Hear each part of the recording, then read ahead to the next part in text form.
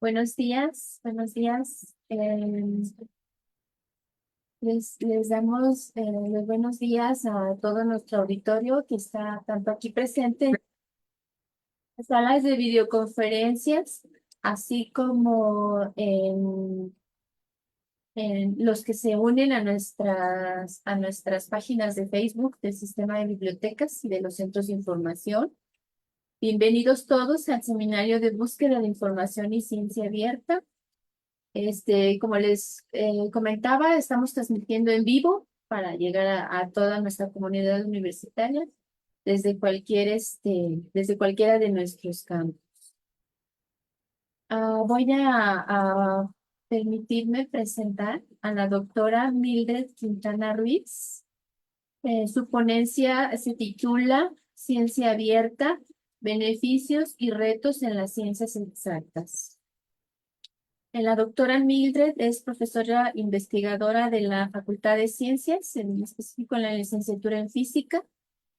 Es la responsable de coordinar la sección de microscopía de alta resolución del Centro de Investigación en Ciencias de la Salud y Biomedicina, el CICSABI. Coordinadora también del doctorado institucional en Ingeniería y Ciencia de Materiales de la Autónoma. Su investigación se enfoca en el uso de nanomateriales e interacciones moleculares para el desarrollo de aplicaciones en sensores químicos, biomedicina, remediación y recuperación del medio ambiente, cosechamiento, aprovechamiento y almacenamiento de energía. La doctora pertenece al Sistema Nacional de Investigadores con un nivel 3. Como reconocimiento a su trayectoria científica, en el 2023 le fue entregado el Premio Potosino de Investigación Científica y Tecnológica en el área de investigador consolidado en el área de ciencias exactas y naturales. En el 2018 se le otorgó el Premio de Investigación por la Academia Mexicana de Ciencias y la Cátedra Marcos Moschinsky. También el reconocimiento compete San Luis Potosí al desarrollo tecnológico y la innovación y el Premio Universitario a la Investigación Científica 2014 por la Autónoma en la modalidad científica como joven investigador. Pertenece a múltiples asociaciones, entre ellas el Centro Universitario de Ciencias y Artes de la Universidad Autónoma. Les comento, si hubiera alguna pregunta, algún comentario, a lo mejor interrumpimos a la doctora para que nos haga favor de contestar. Y pues adelante, doctora. Muchas gracias por la invitación y por la introducción. Que no soy experta en el tema, que yo les quiero contar mi experiencia en las diferentes sociedades científicas en que participo, cómo se está afrontando pasar a la ciencia abierta y cómo visualizo yo por qué es necesario hacerlo.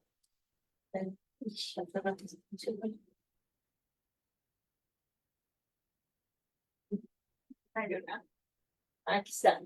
Bueno, desde mi punto de vista, la necesidad de pasar a ciencia abierta responde a la misma historia de la ciencia. Si nosotros pensamos, tal vez el primer científico fue Leonardo da Vinci, que está aquí en esta diapositiva, y él instauró el método científico como lo conocemos ahora. En esa época, pues, ¿cómo se hacían los descubrimientos? Pues en la observación, se basaban en observar nuestro entorno, la naturaleza, de ahí se formulaban las hipótesis y había un razonamiento completamente deductivo. No había las fuentes de información que tenemos ahora, todo el conocimiento lo tenían que ir generando. Poco a poco empezó la recopilación de datos y el análisis formal de estos datos y con esto, pues, en esta época se confirmaba, se rechazaba la hipótesis, y esto es muy importante porque quienes verificaban y quienes rechazaban estas hipótesis, pues muy pocas personas o a lo mejor nadie, porque no había expertos en las disciplinas, porque se estaba formando la ciencia. Y ese es para mí uno de los principales cambios que tenemos ahora. Se llegaban a los resultados se plasmaban en diferentes documentos. Esto, o sea, Leonardo da Vinci fue fenomenal porque podía hacer las imágenes, además de hacer los escritos, era como tener fotografías, ¿no? Y pues llegaban a sus conclusiones que la mayoría de ellas están correctas, pero también había conclusiones que eran incorrectas o eran incompletas. Y en ese entonces no había forma de verificarlas. La ciencia fue avanzando y hasta ahora a lo que llegamos es que la ciencia se mueve a muy alta velocidad. Esas hipótesis que experimentalmente o inductivamente verificamos, no solo las verifica el investigador, hay grupos de expertos aquí mismo en la universidad, en México, en el mundo, que están para verificar esas hipótesis en tiempo real. Entonces, la ciencia avanza súper rápido y la manera en que nosotros podemos ir de la mano es teniendo acceso a toda la información que se va generando en todas las disciplinas, porque esa es la otra cosa. La ciencia se ha vuelto completamente multidisciplinaria. No hay una sola disciplina ahora que no necesite la ayuda de los demás. Y eso en física, que estoy yo en la Facultad de Ciencias en Física, eso cuesta mucho trabajo a un investigador entender que ya no solo puede estudiar física, tiene que estudiar algunas otras cosas, tal vez no volverse experto, pero conocerlas. Y el lenguaje es un problema para trabajar la ciencia multidisciplinaria. Y los grandes problemas que tenemos ahora en la ciencia, pues no nos permiten quedarnos en nuestra disciplina, en lo que estudiamos, tenemos que cambiar, ¿no? Y yo amo vivir en este tiempo y creo que es lo mejor que nos puede pasar como científicos. El futuro es maravilloso y lo podemos ver inclusive en Netflix, ¿no? Tenemos, este problema es el problema de los tres cuerpos, es muy simple. Si nosotros tenemos el Sol y un solo planeta que gira alrededor de este Sol, podemos conocer exactamente la trayectoria que este va a seguir. Pero si tenemos una Tierra, una Luna y otra cosa aquí, este es el problema de los tres cuerpos. Cuando nosotros tuviéramos otro cuerpo aquí, no podemos predecir las órbitas y esto se vuelve caótico y hay muchas soluciones para esto.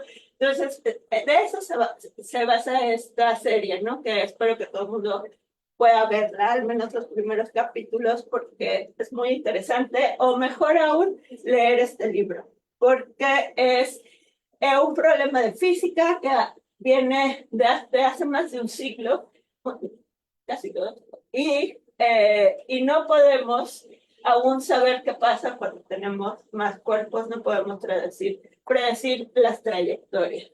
Y otro ejemplo muy importante, para mí al menos, es que la física la podemos ver en muchos lados como los problemas complejos que son, como la relatividad, como qué es el tiempo, como si podemos viajar en el tiempo. Y esto es algo pues, que ha llamado la atención no solo de los científicos, sino que pues desde hace años hay películas de si podemos viajar o no podemos viajar en el tiempo y las nuevas, ¿no? Donde en realidad viajamos por estos agujeros de gusano en lugar de con coches que viajan en el tiempo. De cierta forma, esto es una actualización de la ciencia, ¿no? Sabemos ahora más y sabemos que estas cosas pueden existir. No sabemos bien qué es el tiempo, no sabemos bien las cosas científicas, pero la comunidad está involucrada en estos problemas. ¿Y cuáles son los problemas que tenemos como científicos? El problema es que el éxito de nuestras investigaciones no se mide por la calidad de nuestras preguntas, que eso es algo que cambió en el pasado. Los científicos, lógicamente que no estaban tratando de publicar y no estaban tratando de tener números altos, lo que estaban tratando era realmente de entender la naturaleza, de ver qué era lo que estaba pasando. Y nuestros sistemas no son perfectos, bastante defectuosos, y tenemos que decir, porque la ciencia no se puede medir, el conocimiento científico no se puede vender, la ciencia básica no se patenta, y son cosas que no entendemos en nuestras sociedades, ¿no? Queremos que todo sea comercial, queremos que todo produzca inmediatamente recursos económicos. La ciencia no es eso. La ciencia es un amor por la naturaleza, un amor por comprender lo que está pasando a nuestro alrededor. Y no podemos poner ese amor en el factor de impacto. La verdad es terrible que la ciencia se mira de esa forma. Y las generaciones más jóvenes son los que lo sufren, porque ven todo como si fuera un problema de dinero, ven todo como si fuera una carrera para ganar dinero, y eso no es la ciencia. Bueno, y por supuesto que hay serios problemas económicos. No hay dinero que alcance, no solo en México, ¿no? En todo el mundo para la academia. Porque la academia, pues en países como Japón o como Alemania o los países nórdicos, pues los países se ponen más, algunos hasta el 4%, como Japón, de su Producto Interno Bruto, pero la mayoría de los países no ponen esa cantidad de dinero en la ciencia. Y el problema actual es eso, ¿no? Que si tenemos un sistema de puntitos, pues tenemos que publicar, publicar, publicar para que nos paguen mejor y para que nos den dinero para nuestro laboratorio, pues muchos de esos estudios científicos no se diseñan bien. Y por no decir que son refritos y refritos, ¿no? Hacemos lo mismo, cambiamos, volvemos a medir, y eso no es hacer ciencia. Otro problema que tenemos es que reproducir esos resultados es muy importante, pero ya no se hace por lo mismo, porque hay muchísima prisa en que todas las cosas estén publicadas, y ¿quién se encarga de verificar que eso sea verdad y que eso siempre pase? Y antes, o sea, las investigaciones científicas las publicaba un grupo y había otro grupo en otro lugar repitiendo, haciendo los experimentos de forma distinta para comprobar que esas cosas sean ciertas, ¿no? Ahora, pues es un poco extraño. ¿Por qué? Porque se comercializó la ciencia, que es algo que no, desde mi punto de vista, no debe pasar. La otra cosa es que la revisión por pares ya no es efectiva. A mí me mandan a revisar 20 o más artículos por mes. Yo no puedo revisar esa cantidad, ¿verdad? Con trabajos podría revisar uno. Y entonces me mandan a cualquier lugar, la gente no se toma el tiempo de hacerlo con calma, entonces la revisión por pares no está funcionando. El otro problema es esto de que la ciencia, mucha de la ciencia que realmente es innovadora, pues está oculta por sistemas de pago. Nosotros ahora mismo no tenemos acceso a nada en México, y si queremos conseguirlo, pues o rompemos las reglas, la ley, o le hablamos a nuestros amigos que tienen acceso, ¿no? Y es mejor hablarle a los amigos. Otro problema es que la ciencia no se disemina lo suficiente. México es muy triste porque la gente tiene miedo a los científicos, ¿no? Ahora, o sea, en los últimos años ha habido, pues, además una mala publicidad de que los científicos nada más nos gastamos el dinero de los impuestos y no hacemos nada. Pero esto es algo que debe de cambiar, porque la ciencia es muy importante, y yo espero que al final de esta plática se den cuenta de la relevancia y de la importancia que tiene hacer ciencia de forma real. Y bueno, todo esto conlleva que los jóvenes académicos estén sumamente estresados y que se vayan por caminos que no son los adecuados. Hay mucha competencia, y entonces, pues para hacerlo rápido y ganar un lugar, lo que estudian y lo que publican no es relevante. Y es una generación esta que todavía puede sobrevivir, pero las siguientes ya no van a sobrevivir a esto, ¿no? Y bueno, científicamente, ¿cuáles son los problemas más graves? Pues son muy complejos, no son problemas que se puedan resolver ya como lo hacía Leonardo da Vinci, ¿no? No nos podemos poner a observar y a resolver las cosas. O sea, estas son de ciencias básicas. O sea, ¿qué está hecho el universo? ¿Qué son los agujeros negros? ¿Existen otros universos? podemos viajar en el tiempo, ¿qué es el tiempo? Estamos solos en el universo, hay vida en otros lugares, podemos hacer computadoras más veloces.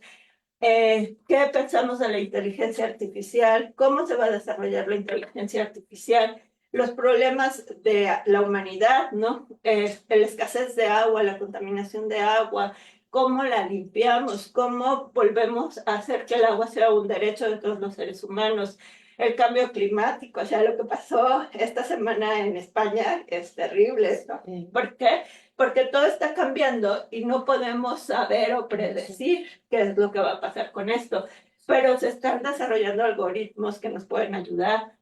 O sea, la otra, pues a los que nos gusta mucho la vida, podemos vivir para siempre, pues ojalá, y si no, al menos, ¿cómo la extendemos de forma saludable?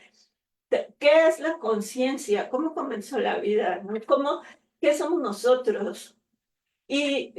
O sea, decidir cosas como, bueno, podemos tener seres humanos modificados genética o artificialmente, y son cosas que, o sea, cuando yo era niña parecían de ciencia ficción, ¿no? Pero ahora no lo son. Tenemos un montón de dispositivos, hay gente que se está poniendo cosas en los ojos para ver muy lejos, o sea, hay muchísimas cosas que ya están pasando y que tenemos que hacerlo muy rápido. Entonces, ¿por qué pensar en la ciencia? Bueno, no, la ciencia básica es de aquí parte todo, porque si no hay ciencia básica, no avanza, ¿no? Toda la tecnología como la conocemos salió de la ciencia básica. Del Internet, los diagnósticos y tratamientos médicos vienen de la ciencia básica. ¿Qué cosa es ciencia básica? Matemáticas, física, química, biología. Yo les pido una disculpa porque estoy muy lejos de las ciencias sociales, pero yo sé que ahora son muy importantes también. Por este tipo de eventos es cuando tenemos que juntarnos con todas las disciplinas, porque ya no puede avanzar solo todo, ¿no? Soy muy ignorante, pero pues les hablo desde mi parte, ¿no? Desde mi punto de vista. La inteligencia artificial, todo viene de la ciencia básica. Y esto es algo que yo les quiero enseñar y que ojalá sea un buen ejemplo. Y para que la ciencia avance y que la ciencia avance de forma ordenada, tenemos que diferenciar claramente entre ciencia y tecnología, porque a veces esa es la confusión que tenemos, ¿no? O sea, creemos que la ciencia inmediatamente genera tecnología, ¿no? Las universidades, al menos en ciencia básica, no hacemos tecnología. A lo mejor en ingeniería sí, ¿no? Pero ¿de dónde vienen los conocimientos? De ciencia básica. Y la ciencia básica es el estudio de la naturaleza. La tecnología es aplicar el conocimiento. La ciencia básica usa el método científico, tiene reglas muy claras que no nos podemos saltar. La tecnología desarrolla proyectos que implementan estos conocimientos para resolver problemas, pero no sigue el método científico. La tecnología se desarrolla con procesos y protocolos completamente diferentes. La ciencia básica o la ciencia genera datos, genera muchísima información y esos datos son los que se usan también para desarrollar tecnología.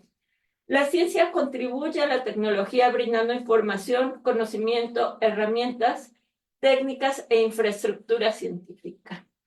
La tecnología genera nuevas interrogantes científicas porque cada vez que avanza una tecnología necesitamos desarrollar más ciencia para que la siguiente tecnología pueda avanzar. Y una vez que se desarrolla la tecnología, un ejemplo muy claro es, las nanopartículas han existido siempre, se generan en incendios, en los volcanes, hay nanopartículas en todos lados, siempre han estado. No las conocíamos, no las habíamos estudiado porque no teníamos microscopios de esa resolución, pero ahora vamos y metemos una muestra de ceniza volcánica y descubrimos que tiene nanopartículas metálicas de carbono, de cualquier cosa, ¿no? Entonces, la tecnología también ayuda a que desarrolle la ciencia. Y yo quiero explicar esto basado en esto que está aquí, la infraestructura científica, porque creo que la infraestructura científica es lo más importante.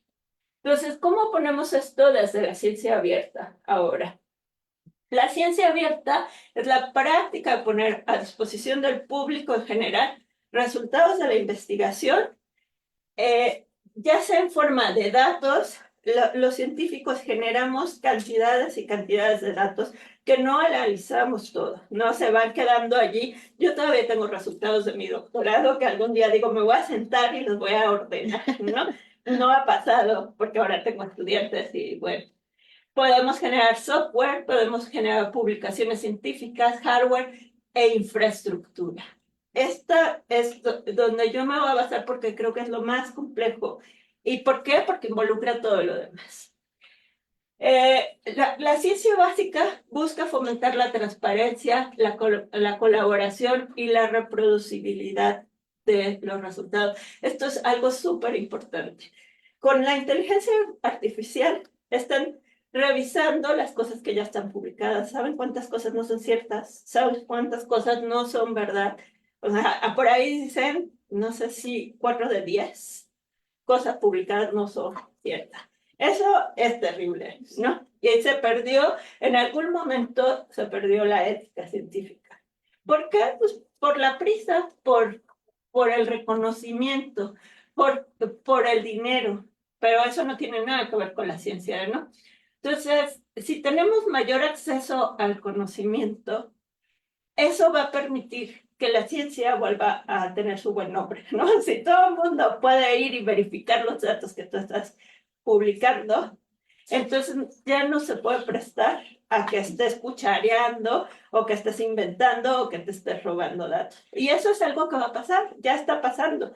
Entonces, pues yo siempre les digo a mis estudiantes que tengan mucho cuidado, ¿no? Porque ya no es como antes que pues, la gente lo veía. Ahora, hasta una gráfica, alguien puede sacar los datos de tu gráfica y ver si tú no corregiste datos, ¿no? Y a lo mejor la gente no lo ve como algo que puede pasar aquí en México, porque a lo mejor no tenemos esos grupos súper importantes, pero en Alemania hay una pelea terrible por la misma competencia que grupos unos a otros se revisan los datos ya publicados y están eliminando de revistas internacionales artículos, ¿no? Los bajan porque no están correctos, ¿no? Entonces, ¿qué cosa es la infraestructura científica? Pues son empresas únicas y complejas con una fuente, con una dimensión internacional. Ninguna de estas infraestructuras científicas de las que les voy a hablar son de una sola persona, o de un investigador, o de una institución. Son de muchos países o de grupos de investigadores. Y aquí se desarrolla la investigación de frontera y estas pues son muy difíciles de construir y para que funcionen se necesita mucho tiempo y sobre todo esto, ¿no? Tenemos que invertir en ello. Hay una inversión muy importante en estas infraestructuras científicas. Y a lo largo del mundo tenemos muchos centros que son pues muy importantes y que están siempre a disposición de los investigadores de cualquier país. O sea, aceleradores en México no tenemos aceleradores que son pues para estudiar altas energías, pero también para dar servicio a la industria, que ahorita vamos a ver. Sondas espaciales, sondas marinas, sincrotrones que se han vuelto muy importantes, telescopios que también vamos a ver, buques de investigación bajo tierra o en el espacio o en el mar, y supercomputadoras, que estas son muy importantes, ¿no? En cualquier lugar. En Europa tenemos muchos centros. Yo voy a hablar de algunos de estos. En Estados Unidos también hay muchos centros. En Japón, en China ahora mismo están los centros más impresionantes que los han construido en un tiempo récord y China pues por eso es una potencia ahora.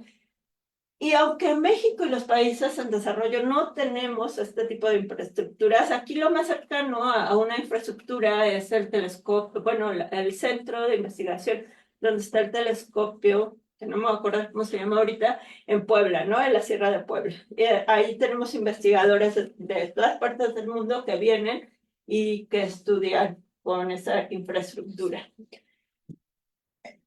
Aunque nosotros en México no tengamos, los investigadores mexicanos podemos ir y usar cualquiera de estos. Tenemos que hacer un proyecto, que nos lo aprueben, y si ese proyecto viene aprobado, la mayoría de estos centros, que son con los que yo trabajo, conozco más, no todos, por supuesto, tienen programas donde tú llegas y te pagan tu estancia y te pagan para mientras estás allí. No te pagan para llegar, pero bueno.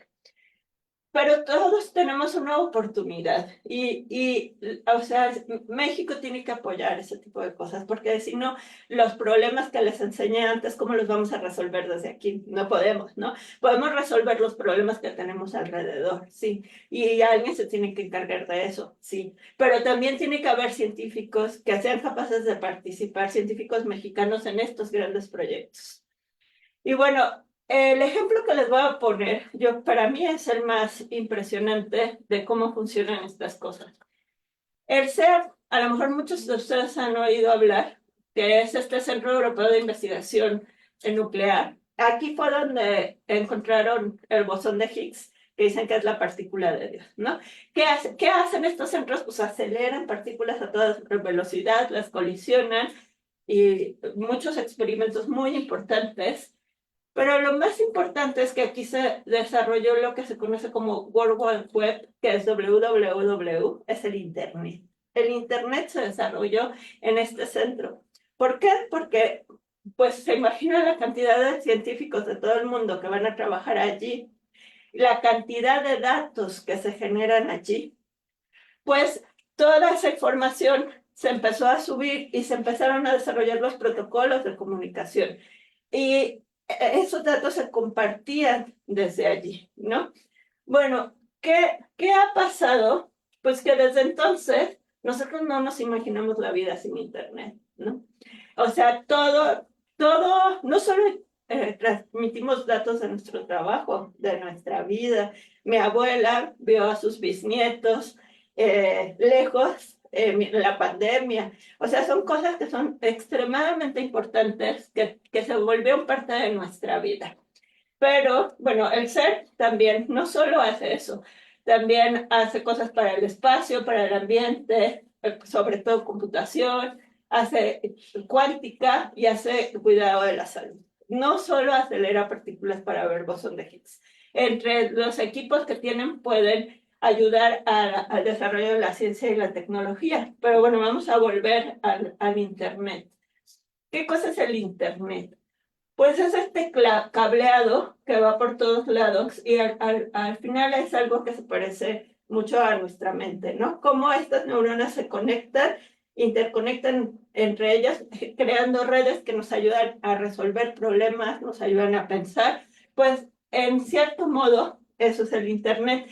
Y pues ahora lo tenemos en todos nuestros dispositivos, ¿no? Ya no solo está en una computadora, lo tenemos en nuestra televisión, en nuestra lavadora, o sea, en muchas cosas. Y, o sea, todo el mundo piensa que el Internet está en la nube, ¿no? Siempre hemos oído hablar que el Internet está en la nube. El Internet no está en la nube. El Internet son estos cables que van por todo el mundo y empezaron con un cable que iba de Estados Unidos a Europa. Fue el primero y lo puso el CERN con Google. Pero ahora, vean esto, son cables que van por debajo y esos nos están interconectando, ¿no? Ahora Elon Musk está queriendo hacer el satelital, pero pues ahí va. ¿Por qué? Pues es mucho más eficiente tenerlos así. Además, hay otro problema, ¿no? Hay un chorro de basura espacial ya que no sabemos si nos quepa más. Así se ven los cables. Estos van. ¿Y quiénes son los dueños de los cables? Pues en Europa son estas compañías que a lo mejor no conocemos mucho, pero en toda América son estas: Google, Facebook, Amazon, que son Microsoft, son compañías que todos nosotros conocemos. Y por eso son millonarias. ¿Por qué? Porque son las dueñas de todo este cableado. Y, perdón. Y yo aquí quiero decir otra vez, tenemos que reconocer claramente la diferencia entre ciencia y tecnología. La ciencia se desarrolló en el ser. Ninguno de esos científicos es millonario, ninguno, ¿no? Los millonarios son los que desarrollaron la tecnología. Y los desarrolladores de tecnología está Elon Musk, que, bueno, estos están en orden de los más ricos que son, ¿no? Está Elon Musk, que no terminó, bueno, estudió, perdón, economía y física, no hizo un posgrado. Bezos, que es el de Amazon, él estudió una ingeniería eléctrica. Zuckerman no terminó ciencias de la computación. Ellison, que es el de Oracle, no terminó ciencias de la computación. Estudió, esto es de Hathaway, de los teléfonos. Gates no terminó ingeniería en computación. Ahorita quiero mencionar, Larry Page y Sergey Brin, este tiene una maestría y este tiene un doctorado en Stanford, ¿no? Pero ninguno de estos hizo un posgrado, ¿no? Y yo siempre les digo eso a mis estudiantes, si quieren ser millonarios, pues aprendan lo que tienen que aprender, no tienen que hacer un posgrado, ¿no? El posgrado es para quien ama la ciencia, para quien quiere saber cosas, no para quien quiere hacerse rico. Por supuesto que un posgrado te debe de dar para vivir bien, ¿no? Porque pues todo el mundo quiere vivir bien, pero no para hacerte millonario. Y estos que marqué aquí, o sea, Larry Page, él tiene un doctorado. Y la razón de por qué tiene un doctorado, yo pienso, es porque los papás de ellos eran catedráticos de la universidad. Entonces vivieron en la universidad. Y ellos lo que hicieron fueron los buscadores. O sea, empezaron con lo que es inteligencia artificial. Y ellos sí, lo que hicieron, conocían a sus papás que estaban preocupados por las citas de sus trabajos, ¿no? Y dijeron, pues, ¿qué cosa es un enlace, un link en la computadora, sino una cita? Y entonces trataron de idear métodos para contarlas y calificarlas para que se convirtiera la red en un lugar que almacenara información de forma correcta, hacerlo pues más valioso. Y pues fueron los que iniciaron con los motores de inteligencia artificial y tienen un posgrado entre los hombres más ricos. Pues miren, tenemos a Carlos Slim también, ¿eh? ¿Y qué hace? Pues utiliza los recursos que la ciencia generó y no, ni siquiera los crea, los utiliza. Y eso no lo podemos evitar y no es malo, porque también ahora está este estigma de que usar la ciencia para volverse rico es malo. No, pues o sea, para eso es también, ¿no?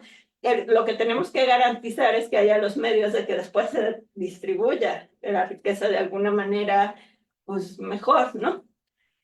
Bueno, y esto es una conferencia en la que participé en junio de este año, donde pues tuve realmente el honor de estar allí, de la ahora Bélgica es presidenta del Consejo de la Unión Europea, y se discutió, o sea, la infraestructura científica en el cambio global, el ambiente y el contexto socioeconómico. Aquí se habló muchísimo de la ciencia abierta, ¿no?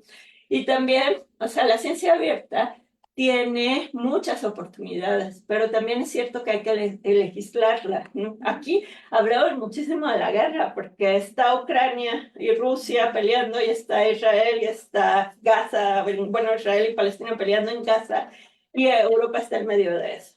Entonces, muchas de las cosas que se están haciendo, pues, están involucradas con la guerra. Y esos son datos que no se pueden compartir, que son muy importante tenerlos guardados, ¿no?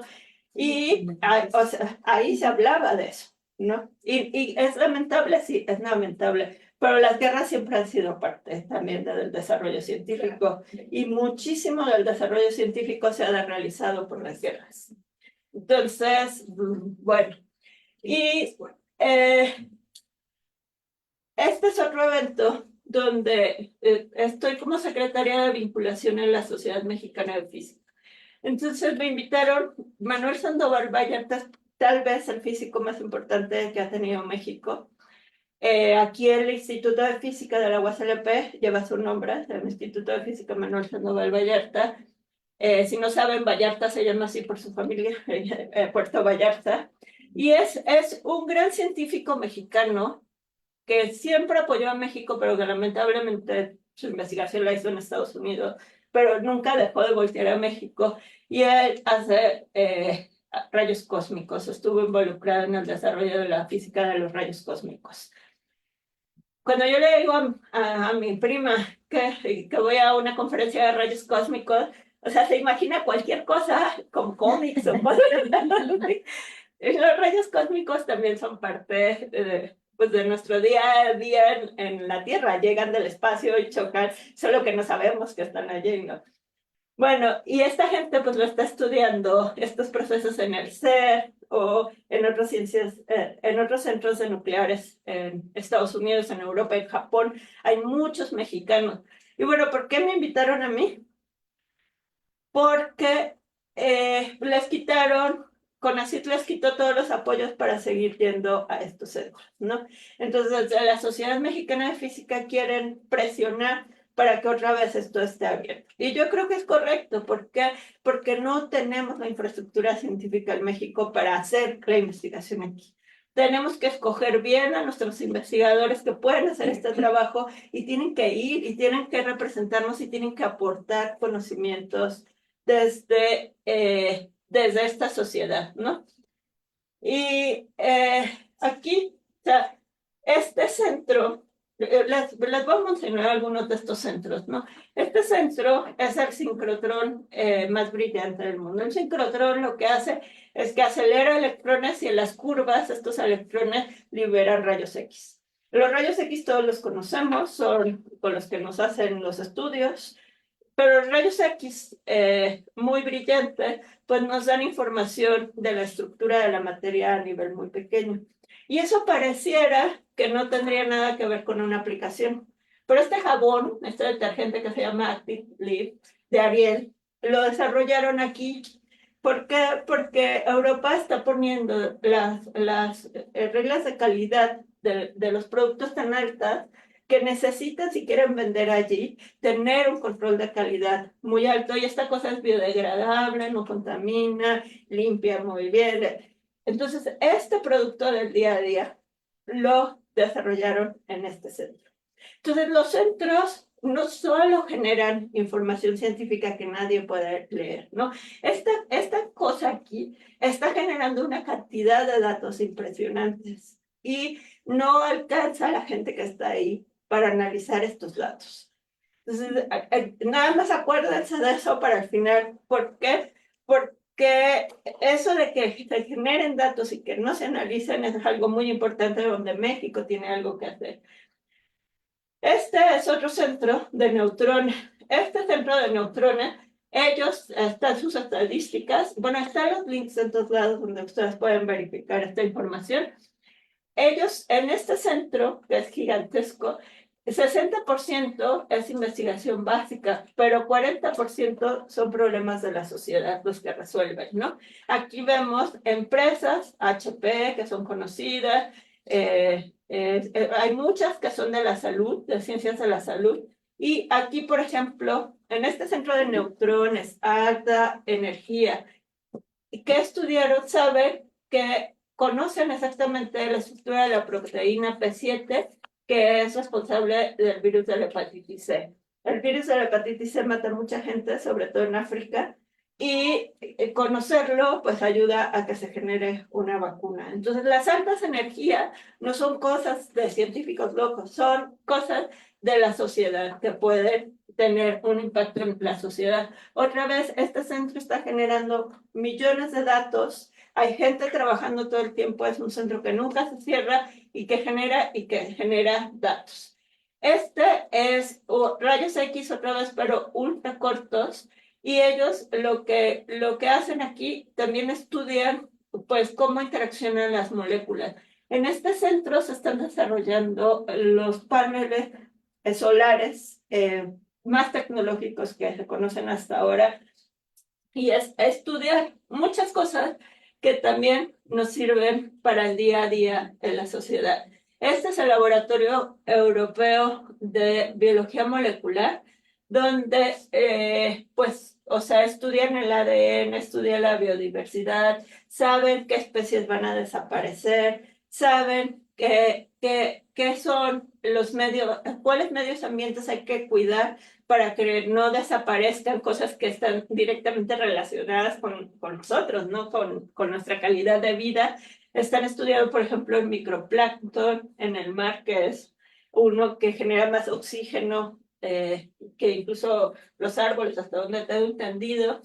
Y bueno, están estudiando la degradación de los plásticos, porque eso también es importante decirlo, ¿no?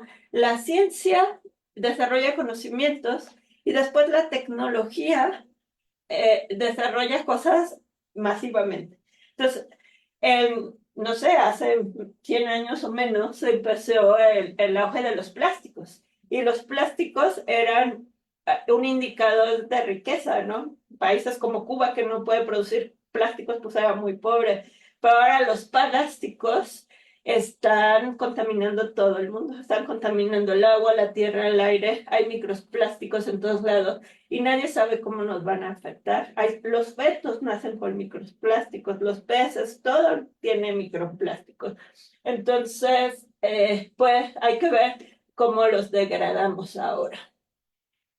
Este es europeo, es el Observatorio Europeo Austral, pero en realidad está en Chile.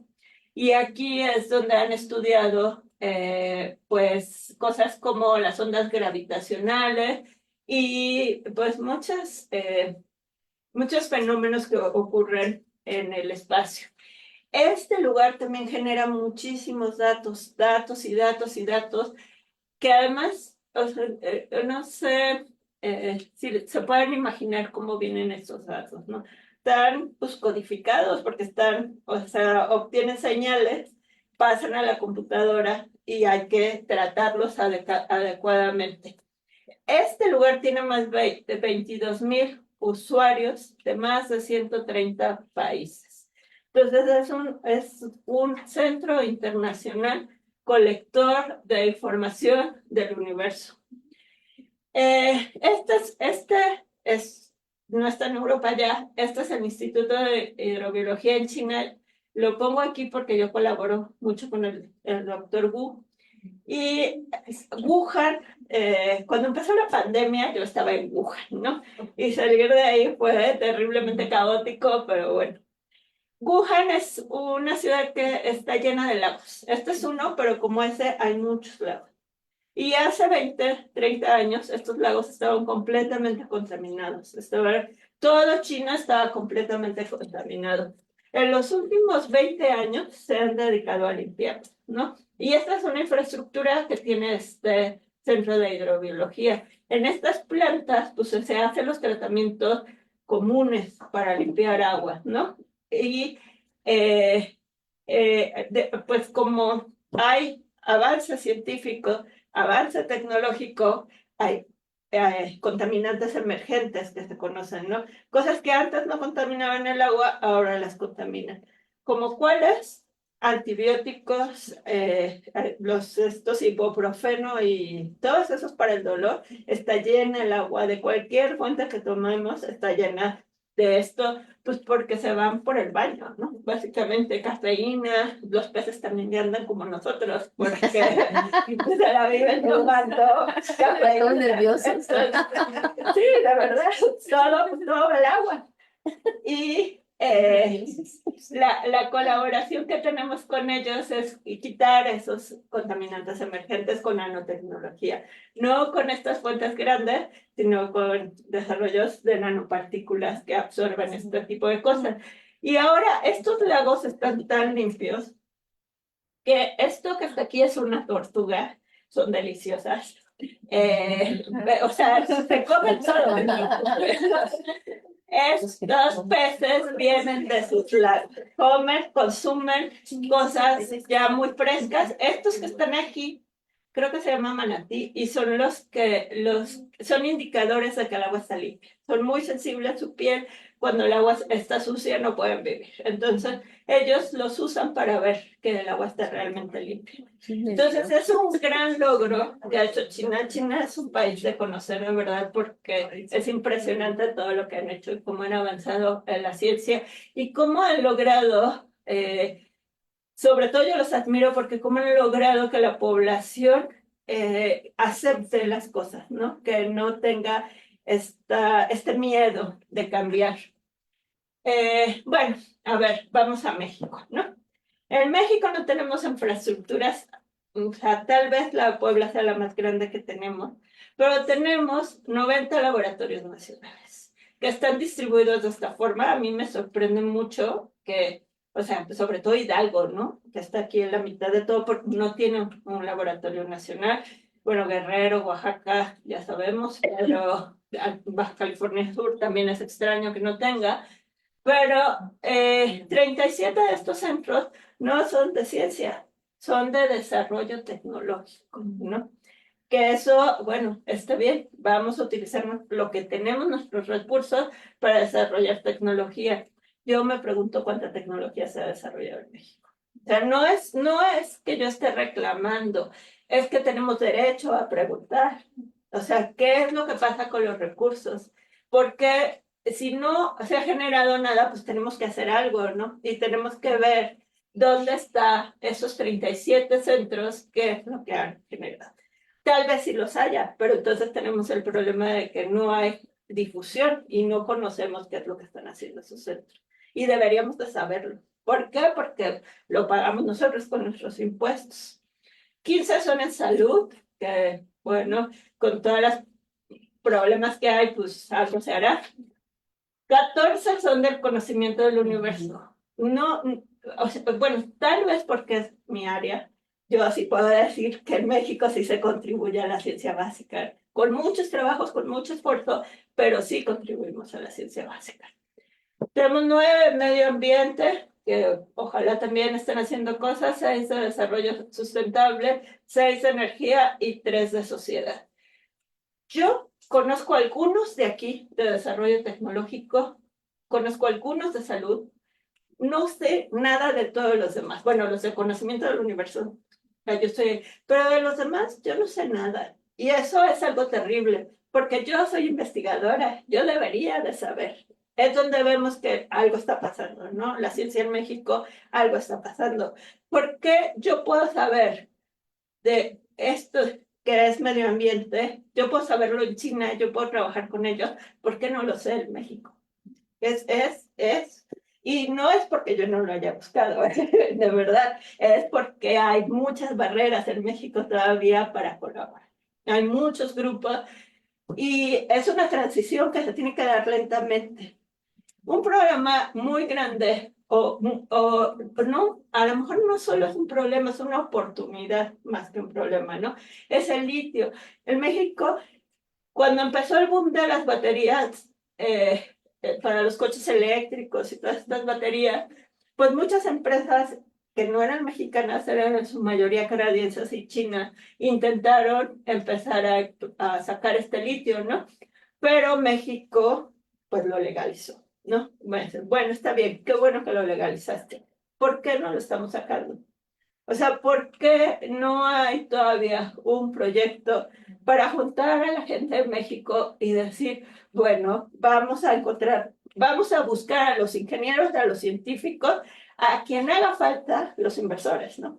Para sacar el litio de ahí, con dinero mexicano, con conocimiento mexicano, con tecnología mexicana. Pues eso no ha pasado, ¿no? Y ojalá pase, ojalá Secretaría de Energía esté pensando ahora en eso. Y si el gobierno nos tiene que dirigir, pues bueno, pero que nos dirija bien, ¿no? Tenemos que hacer cosas para empezar a resolver este tipo de problemas. Esto, bueno, es trabajo con China a través de nuestro laboratorio con la Universidad de Wuhan para recoger el litio que se queda en los desechos, ¿no? Porque tienen los procesos industriales que recoge la mayor cantidad, pero los brines, no sé cómo se llama en español, las aguas salubres que quedan de ese proceso tienen todavía litio, pero los procesos industriales no lo recogen. Entonces, otra vez, hay que poner nanopartículas para absorber, son estas florecitas, para absorber ese litio. Otro asunto muy importante, pues es este de las vacunas y los tratamientos. Sí, me voy rápido. Y bueno, aquí quiero decir que Mauricio es mi colega, está junto ahí en el laboratorio con el microscopio electrónico y él se dedica a eso, ¿no? A ver los virus, las vacunas, los virus, estos son chikungunya y tienen Zika y tienen los virus que afectan acá. Y es un trabajo muy importante, muy rápido. O sea, todo esto sirve para muchos programas. Este programa, lo que les quiero decir, es que este programa se ve en estas nanopartículas de carbono en el espacio. Entonces, toda la información viene del telescopio Webb. Y aquí nosotros participamos. El asunto es que cuando nos dijeron, bueno, mira, ahí te van todos los datos, no tengo computadoras, no tengo para analizarlos, no tengo la infraestructura que necesitamos para que esos datos nos lleguen. Entonces, yo lo que digo es que nuestras bibliotecas ya tienen que tener libros, pero tienen que tener infraestructura computacional. Tenemos que tener los algoritmos para que estos grandes centros nos manden sus datos y que tengamos las capacidades para analizarlos aquí. Estos necesitan un pretratamiento y necesitan muchas cosas, pero como ni Grecia ni México puedo recoger estos datos porque no tenemos información, pues ya se hizo otro proyecto para que nos dé la infraestructura, ojalá y no la den, ¿no?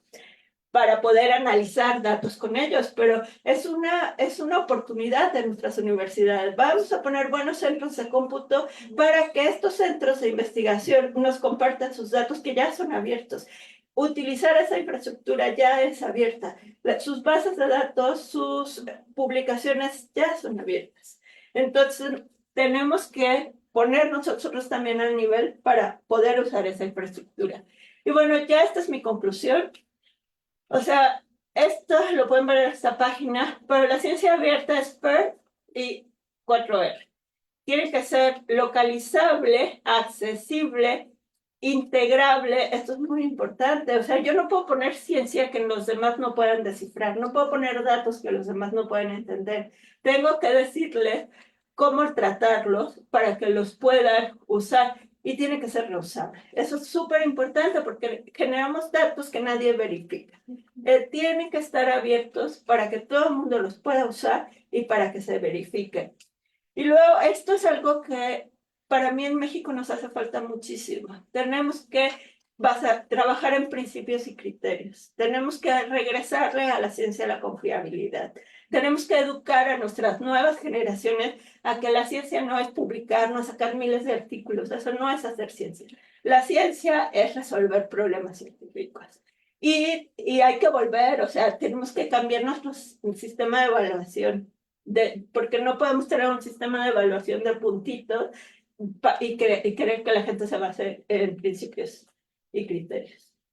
Tenemos que hacer métodos transparentes, métodos y procesos transparentes, que todo el mundo pueda reproducir nuestra investigación, que sea reusable y que sea relevante. No tenemos dinero ni recursos en ningún país, mucho menos en México, para hacer ciencia que nadie va a usar. La ciencia tiene que estar muy bien planificada y tiene que ir dirigida a algo que sirva. Pues los retos, pues tenemos que quitarnos el miedo al cambio, tenemos que educar a nuestras nuevas generaciones, tenemos que darles clases de esto. El fin de semana estuve con mi colega de Holanda, que es la presidenta de la Sociedad Mexicana de Física, y en la licenciatura están poniendo cursos de esto, de principios y criterios de la ciencia. ¿Cómo funciona la ciencia abierta? ¿Qué puedo hacer? ¿Qué no puedo hacer? Tengo que dar siempre reconocimiento, tengo que citar siempre, tengo que respetar los copyrights, tengo que verificar que la información sea real, porque hay tanta información y no sabemos si la información es real. Tenemos que involucrar a nuestros políticos. Esto tiene que estar en la agenda gubernamental. ¿Por qué? Porque se necesita mucho dinero. Necesitamos poner infraestructura para realmente estar en ciencia abierta. Las universidades tienen que desarrollar las competencias apropiadas desde abajo, ¿no? tenemos que dar cursos a todos los profesores, a los bibliotecarios, a todo el mundo, ¿no? De cuáles son las cosas que ganamos. Y esta es la más difícil. O sea, tenemos que hacer la legislación, ¿no? Ponerla, para mí, ¿no? A lo mejor porque no soy de esa área, no, esto, o sea, es complejo hacer las legislaciones. Y bueno, mi conclusión es que las políticas que financian investigación básica pueden fomentar el tipo de innovación que necesitamos para el crecimiento a largo plazo, incluida la ciencia abierta. Pero tiene que venir desde pues, nuestros centros que regulan la ciencia en México. Y sería todo. Muchas gracias.